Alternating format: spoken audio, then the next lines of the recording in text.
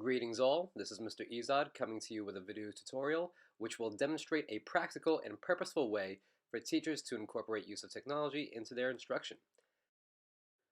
This particular video tutorial will focus on why it will be practical and purposeful for teachers and students to use Google Docs.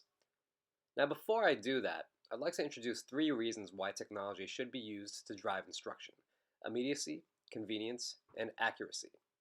This video will focus particularly on how use of Google Docs can make things more immediate and convenient in your classroom. Let us first begin by showing how one can access Google Docs. Of course, a Gmail is needed for this, and one can open it up through his or her Gmail. Just click on the tumble there and select the Docs icon. Alternatively, you can simply go to docs.google.com, and once you do that, this page will appear. You would then start a new document by clicking on the blank document with the plus sign. Now one might look at this and ask how this is any different from simply using a Word document. Well, the answer is that there are many features unique to Google Docs that can make things far more efficient, especially when it comes to students submitting work and receiving feedback. The first thing I'm going to show you is the share feature. Now, once you have started working on your document and named it, you'll be able to share your document with others. Just hit the blue share button and type in the name or email of the person you would like to share it with. Now, once a document is shared, whomever it had been shared with can not only see what was on the document when it was shared, but can also see the progress made or being made as the person who shared continues to work on the document.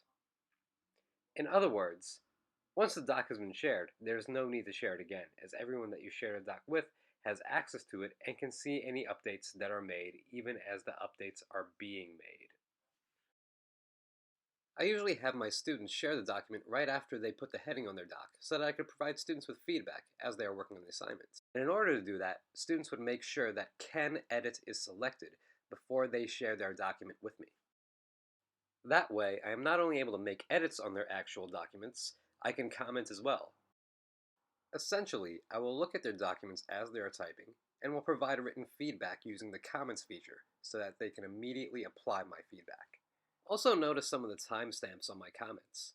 Sometimes I see that students have made progress on the document after school hours, and I'm still able to see it and make comments. This is rather convenient as the students have me as a resource even outside the classroom. It is also accurate as it has a spellcheck feature, allowing students to self-assess a bit there. Notice how a line appears under the misspelled word, and if you right-click it, it will show you the correct spelling. And Google Docs is not something that's restricted to typing essays either. For instance, if you're a math teacher, equations can easily be inserted into the doc. You just go to Insert and click where it says Equations, and then these tabs will pop up. There's one for Greek letters, which will allow you to insert variables. Another for miscellaneous operations, division, multiplication. Another for certain relations like inequalities, and other for math operations, square roots, etc. So even for the purposes of a math class, students can collaborate on a problem and feedback can be offered by the teacher as students work through problems. So to recap, use of technology is most efficient when it is used for the 3 aforementioned purposes: immediacy, convenience, and accuracy. Using Google Docs for the purposes of feedback fulfills all 3 of these purposes. It is immediate because students can receive feedback right away as they work on the doc. It is convenient because students can collaborate with each other and the teacher without being in the same place at the same time. And it is accurate because the immediacy of the feedback they receive lets students know if they are on the right track.